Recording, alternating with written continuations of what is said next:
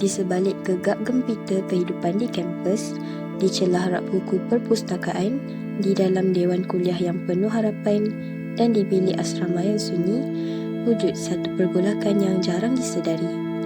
Ia bukan sekadar tentang kurang tidur, tugasan yang bertimbun atau jadual yang padat, tetapi tentang ribuan fikiran yang berputar tanpa henti di dalam kepala.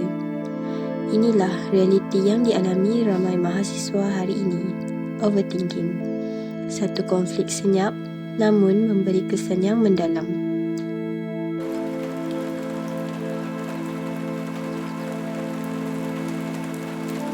Menurut Merriam-Webster, overthinking merujuk kepada perbuatan berfikir secara berlebihan atau menghabiskan terlalu banyak masa menganalisis sesuatu perkara.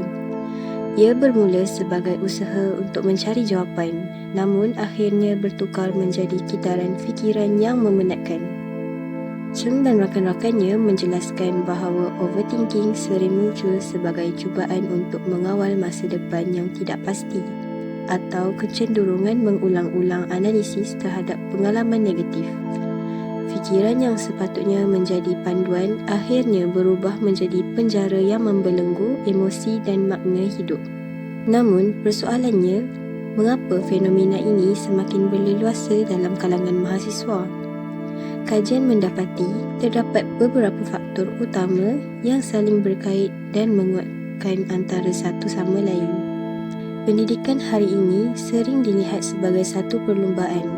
PNJK, anugerah dekan, sijil tambahan dan pengalaman ko-kurikulum menjadi ukuran kejayaan. Budaya perfeksionisme dan ketakutan terhadap kegagalan memaksa mahasiswa untuk menilai setiap langkah secara berlebihan. Akhirnya, pembelajaran kehilangan nilai keingintahuan dan bertukar menjadi beban mental. Teori Risk Society oleh Ulrich Beck menerangkan bagaimana ketidaktentuan ekonomi global menjadikan masa depan sukar diramal. Mahasiswa terdorong untuk sentiasa memikirkan kebolehpasaran diri.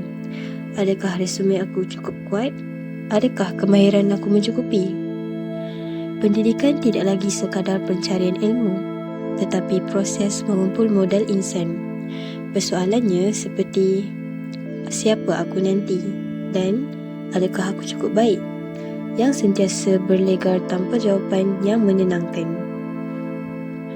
Media sosial membentuk realiti yang terpilih, kejayaan diraikan, kegagalan disembunyikan. Pendedahan berterusan kepada standard kehidupan yang tidak realistik mencetuskan perbandingan sosial, merendahkan harga diri dan menimbulkan konflik identiti. Apa yang sepatutnya menjadi medium inspirasi sering bertukar menjadi pencetus tekanan. Apabila fikiran tidak pernah diberi ruang untuk berhenti, implikasinya bukan sekadar sementara, malah mendalam dan berpanjangan. Overthinking kronik dikaitkan dengan peningkatan stres, keresahan, rasa bersalah dan keraguan diri. Dalam situasi yang lebih serius, ia boleh membawa kepada kemurungan dan keletihan emosi. Individu sukar menikmati masa kini kerana sentiasa terperangkap antara penyesalan masa lalu dan kebimbangan masa depan. Kekusutan mental menjejaskan fokus, proses membuat keputusan dan produktiviti. Dengan lebih mendalam, ia mencetuskan krisis makna hidup. Seperti yang dihuraikan oleh Max Weber, individu boleh terperangkap dalam sangka besi rasionaliti kerana sering mengejar angka dan pencapaian sehingga hilang tujuan sebenar pendidikan dan kehidupan. Walaupun kompleks, overthinking bukanlah jalan buntu. Terdapat pelbagai inisiatif yang boleh diambil bagi membina kesejahteraan mental dan menemukan semula makna hidup yang lebih seimbang.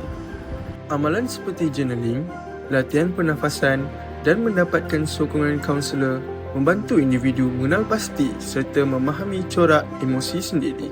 Gabungan pendekatan psikologi moden dengan nilai tradisi seperti sabar dan syukur membentuk daya tahan dalaman yang kukuh.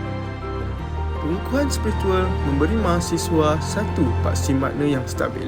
Nilai diri tidak lagi diukur sepenuhnya oleh pencapaian akademik tetapi turut berlandaskan tujuan hidup dan sumbangan kemanusiaan.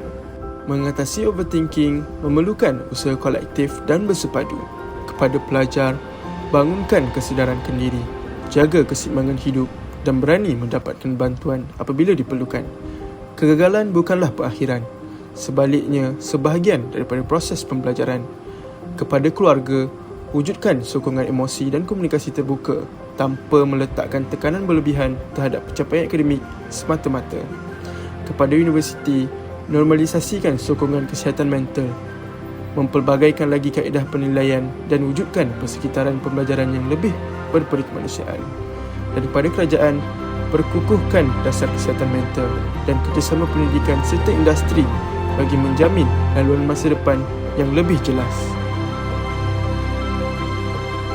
Overthinking bukan kelemahan peribadi, tetapi refleksi kepada sistem dan persekitaran yang menuntut terlalu banyak dan terlalu cepat. Dengan kefahaman, sokongan dan tindakan bersepadu, mahasiswa mampu keluar daripada sangkar pemikiran dan kembali menemui makna kehidupan.